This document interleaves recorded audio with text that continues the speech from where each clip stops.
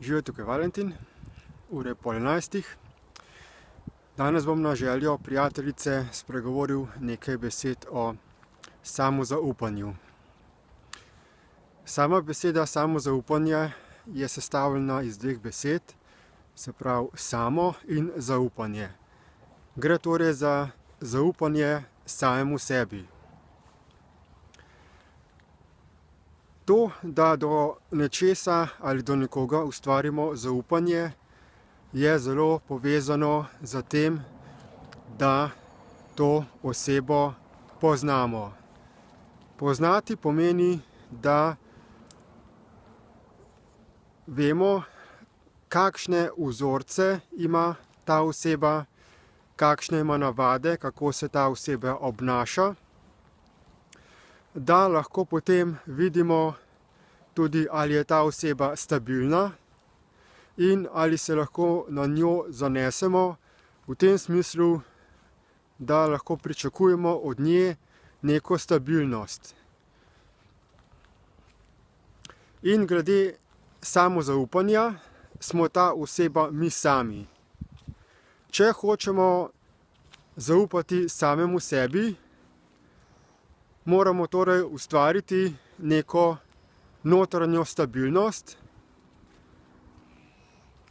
tako da lahko vedno vemo, da smo mi isti, enaki, da se bomo vedno in povsod enako odzivali, in to je potem osnova za ustvarjanje zaupanja z samim seboj.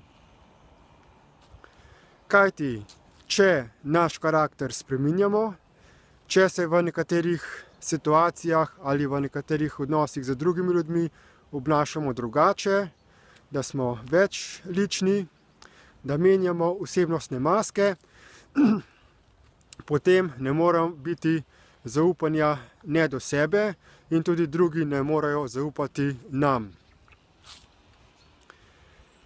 Če pa hočemo ustvariti to našo lastno notranjo stabilnost, potem moramo raziskati v sebi, kaj je tisto, kar povzroči, da nas v določenih trenutkih vrže iz tira, da spremenimo naše lastno obnašanje in da postanemo nepredvidljivi.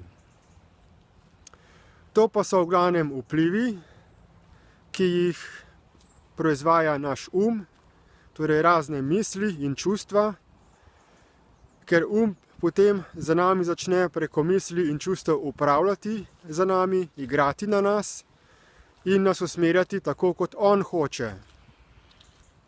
Samozaupanje je torej povezano s tem, da mi ne dopuščamo vpliva zunanjih dejavnikov, kot so misli in čustva našega in pa tudi dejavnikov od zunaj, da se tudi ne pustimo, da drugi vplivajo na nas, da nas potiskajo v tisto smer, kot oni želijo. Ampak da prevzamemo vajeti svojega življenja v lastne roke, da postanemo učinkovit vodja svojega lastnega življenja, si začrtamo pot in da potem res odgovorno usmerjamo samega sebe v tej smeri, kot smo si jo začrtali. Samozaupanje je torej sestavni del notranje preobrazbe, ko začnemo biti pozorni na to, kaj se dogaja v naši notranjosti, ko opazujemo naše obnašanje in ugotavljamo, ali smo notranje stabilni. Ali vsak dan delujemo enako, ali pa kakšen dan v kakšnih določenih trenutkih postopamo drugače, zato ker dopuščamo, da nas misli, čustva ali drugi ljudje usmerijo drugam. Potem je tudi samozaupanje povezano z razumevanjem oziroma zavedanjem tistega, kar smo. Kdo smo mi kot ljudje, iz česa smo sestavljeni. In v osnovi je človek sestavljen iz 3 komponent. Eno je mi kot duhovno, nesmrtno, živo bitje. Potem je naše fizično telo, ki se rodi in potem umre. In potem je še umsko-zavestni sistem, to je pa energetski sistem, ki črpa življenjsko silo iz našega fizičnega telesa, zato da proizvaja energije, misli in čustev. Vse te 3 komponente so med sabo zelo prepletene in povezane, so nekako nerazdružljiva celota.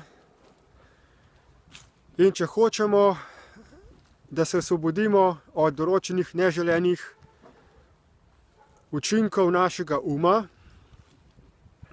potem je to počasen, postopen proces analiziranja lastnih miselnih vzorcev in počasnega osvobajanja od vplivov uma, od odvisnosti od energij, misli in čustev. Samozaupanje je tudi povezano z zavedanjem, da bomo preživeli fizično smrt, da smo mi živo bitje, ki lahko menja fizična telesa. In če hočemo doseči to zavedanje, se je potrebno osvoboditi čustev strahu, ki izhajajo iz uma. Vse bojazni, vse strahovi izvirajo iz uma, kajti edino ima možnost, da preneha obstajati, ker ko mu zmanjka energije, nima več vira za napajanje in potem preneha obstajati. Zavedati se je torej potrebno, da vsak strah, vsaka bojazen izhaja iz uma. Ko pa se povežemo, ko postanemo eno z svojim fizičnim telesom, ki je snov, ki je materija, ki je življenje, ki je večno, ki je neuničljivo, potem pa lahko ustvarimo zelo veliko notranjo stabilnost, trdnost in samozaupanje. Na ta način, skozi ta proces samospoznavanja te realnosti, za proučevanjem tistega, kar smo v resnici, in tudi to, kakšna je naša vloga na tem svetu, se počasi povečuje naše samozaupanje. Povezano pa je tudi z našim zavedanjem, da smo del enosti, da smo delček celotnega stvarstva in da vsako naše dejanje vpliva na druga živa bitja. Dokler delujemo iz domišljanja, da smo ločena živa bitja in da se borimo za obstanek, da menimo, da če hočemo mi preživeti, morajo drugi umreti, potem smo stalno v notranjem boju in potem tudi ne more priti do samozaupanja. Če pa se zavedamo, da je celotno stvarstvo sestavljeno iz enakovrednih delčkov, da so vsa živa bitja enakovredna, da lahko obstajamo tukaj na ta način, da se drug drugega podpiramo, potem pa odpade ta strah za preživetjem in lahko začnemo ustvarjati za drugimi bolj enakovredne, razumevajoče odnose in tudi to potem povečuje naše samozaupanje. Samozaupanje je torej povezano z tem, da vemo, da kjerkoli smo, s komerkoli smo, vedno bomo uspeli najti rešitev da samega sebe usmerjamo, premikamo v neki smeri, ki bo najboljša za vse. Da bomo preživeli tako mi, kot ostali okoli nas. Kdor želi povečati svoje lastno samozaupanje, mu zelo priporočam, da se vključi v začetni, uvodni, brezplačni spletni tečaj, imenovan DIP Lite, Destiny iProcess Lite, ki je zastavljen tako, da človeka vodi korak za korakom, vsak dan v kratkih 15-minutnih lekcijah, tako da v naslednjih 5 mesecih spoznaš delovanje uma, samega sebe, da se naučiš učinkovitih orodij za pridobitev notranje čustvene stabilnosti in da se na ta način čim bolj osvobodiš od motečih in lažnih misli, ki nam jih proizvaja naš um.